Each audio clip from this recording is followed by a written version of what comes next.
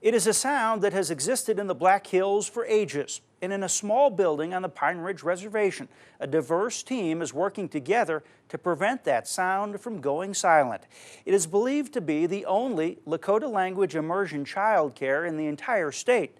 We found it along the way in Oglala.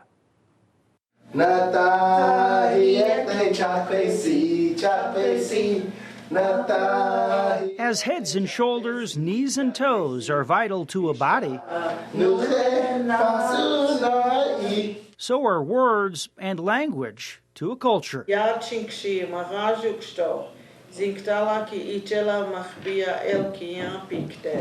That's why, just past the red school bell, inside these doors, English is not allowed. How tama emachiapi. Wazia haha elwati. What did you say there? My name is Tama. I live in Pine Ridge. Tamatani Iatala is the education director here.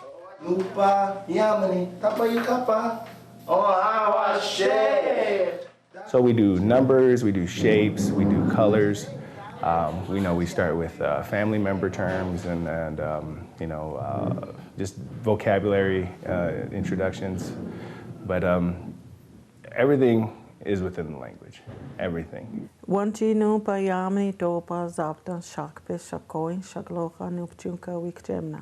Gloria Warrior was born and raised here in Oglala. Well, we hope to teach all the young little kids the Lakota language so they can carry it on as they grow older.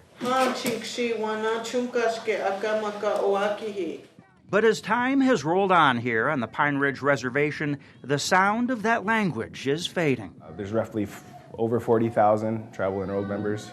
Of that, I would say less than 10% are fluent speakers. So I did all my life, ever since I was born. Spoke Lakota since the day I was born. Gloria was raised by her two grandmothers who taught her the language. The average age of that fluent speaker is 68. So the language is in dire straits. Iatala has 6 children with his Lakota wife, Nakina. His 4-year-old son is part of the daycare. And Iatala understands what it's like to lose a language. English isn't my first language. American Samoan is. I moved to the States when I was about 6 years old, and I lost my language. And that was something that I didn't want my children to experience ever. So he's chosen to be part of the solution.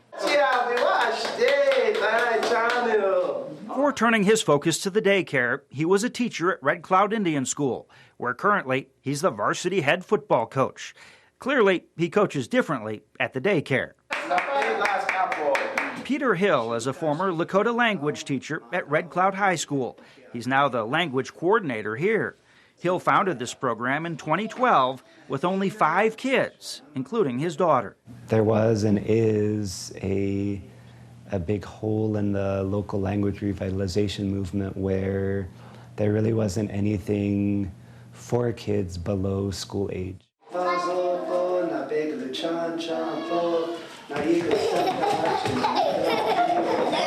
Dakota language resources are extremely limited, extremely limited. It was actually because of the limitations within the resources that we decided to develop our own. So we started with children's books. And they're making progress. We've got over 75 books translated.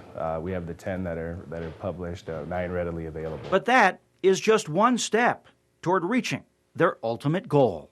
Well, my hope is that every generation gets to speak their Lakota language first and then the English, but in some cases it's the other way around. Because as heads and shoulders, knees and toes are vital to a body,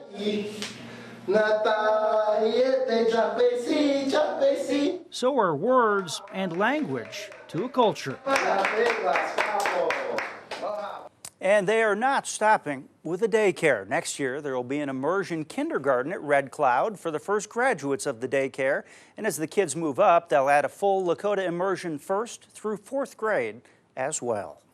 That's fascinating. And I love that although obviously the language is very different, The motions for the hokey pokey, the same everywhere. Those are adorable children. Aren't they adorable? Very And cool. it's so fun. You walk through those doors and all you hear is Lakota, and that's exactly what they want. Very interesting. Thank you, Steve.